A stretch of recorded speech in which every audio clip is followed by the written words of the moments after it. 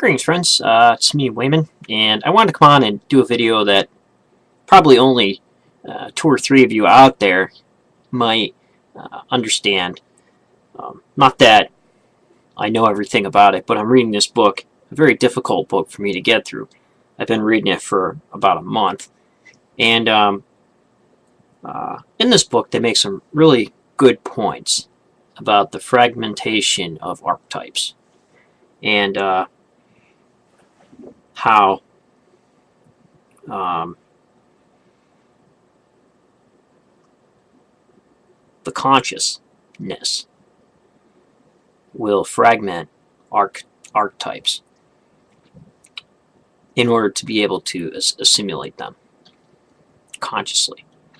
And where the whole of the archetype might be overwhelming for a person, these fragmentations of it allow, there's something on my lip here, allow people to get a better grasp of the impact of the archetype on the conscious. And probably saying all this stuff wrong, but I guess what they're talking about here is secondary personalization,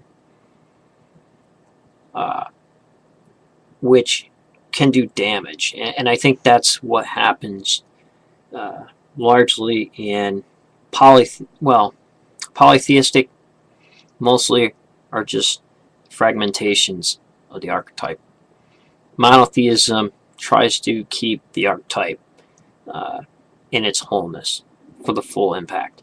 But I see this happening in Christianity and in most religions today, be they monotheistic or polytheistic. Now I want to read part of this book. I'm still in this book, Origins and History of the Consciousness. And if you read this book, Ozzy CDA, and a few others, if you get this book, jump to page 257, part 2. The psychological stages in the development of the personality. It gets into some meaty stuff. And but this is on page 338 of that book by Erich Neumann. While the animal forms of the gods and ancestors originally symbolized and expressed man's oneness with nature, which was turned to practical account in sorcery, hunting magic, and the breeding of domestic animals. The theomorphism of the latter age is an expression of the transpersonal Neumann of the prehistoric times. Thus, the attendant animals of the gods everywhere betray the original form of the latter. In Egypt, for instance, we can trace the development of secondary personalization in the increasing humanization of the gods. In prehistoric times, the ensigns of the various nomes were animals, plants, objects of some kind, whether we choose to regard them as totemistic symbols or not. In the first dynasty, the falcons, fishes, etc. sprouted arms. At the end of the second dynasty, hybrid shapes began to appear, human bodies with the heads of the old animal figures that have become anthropomorphic gods. And from the third dynasty onward, the human form becomes the rule. The gods establish themselves in human forms as lords of heaven. The animals retire. The advance of secondary personalization can be observed in literature too, where mythological motifs turn into fairy tales and finally into earliest romances. A good example of this descent is the way in which Set Osiris and Set Horus myth changes into a story of the two brothers. What was originally the cosmic opposition of light and darkness becomes the conflict of divine twin brothers and finally dwindles into a family novel in which the immemorial drama has taken on personalistic features. This progressive assimilation of unconscious content gradually builds up the personality, thus creating an enlarged psychic system which forms the basis of man's inner spiritual history as this makes itself increasingly independent on the collective history going on all around him. This process, initiated in the first instance by philosophy, has today reached what is chronologically its latest stage in psychology. Still, of course, only in its infancy. Hand in hand with this, there goes the psychization of the world. Gods, demons, heaven, and hell are psychic forces withdrawn from the objective world and incorporated in the human sphere, which thereupon undergoes a very considerable expansion. When we give the name of sexuality to what was once experienced as a cathartic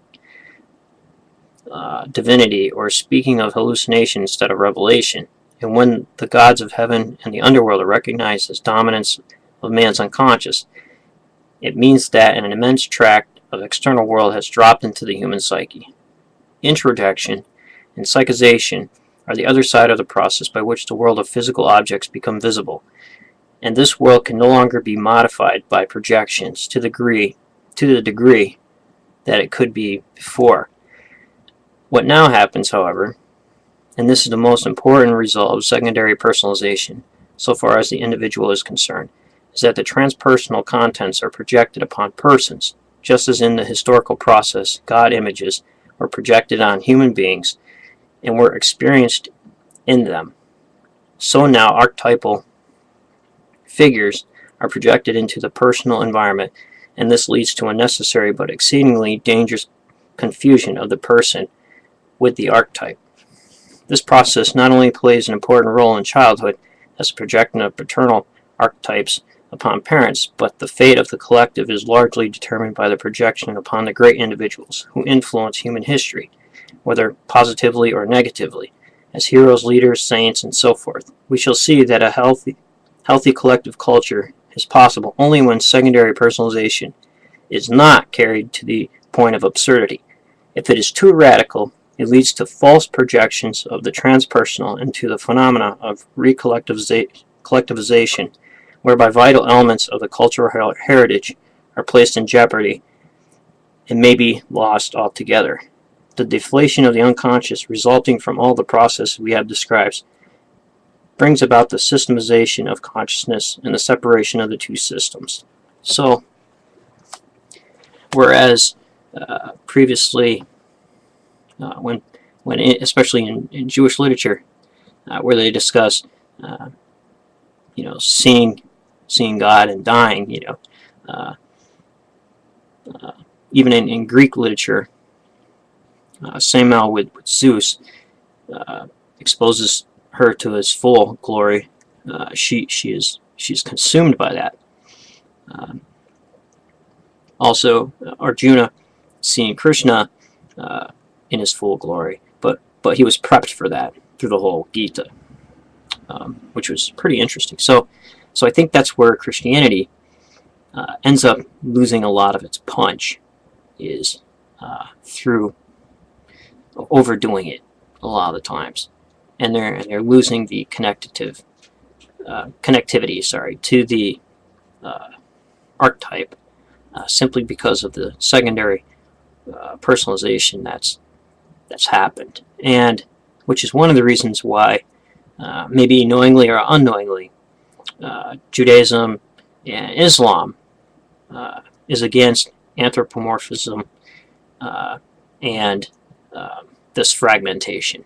So they do it in other ways, whereas in Christianity, which is seen as, quote unquote, a more developed religion, has man deities, things like that, is extremely fragmented, and it ends up flowing over into saints, and even, as we've seen as of late, ministers of huge megachurches are now seen as types of deities sometimes, even though they don't realize it consciously. So take care. I don't know what you think about that. Sorry if I screwed up some words. Be well. Remember, if everybody's thinking alike, then somebody isn't thinking.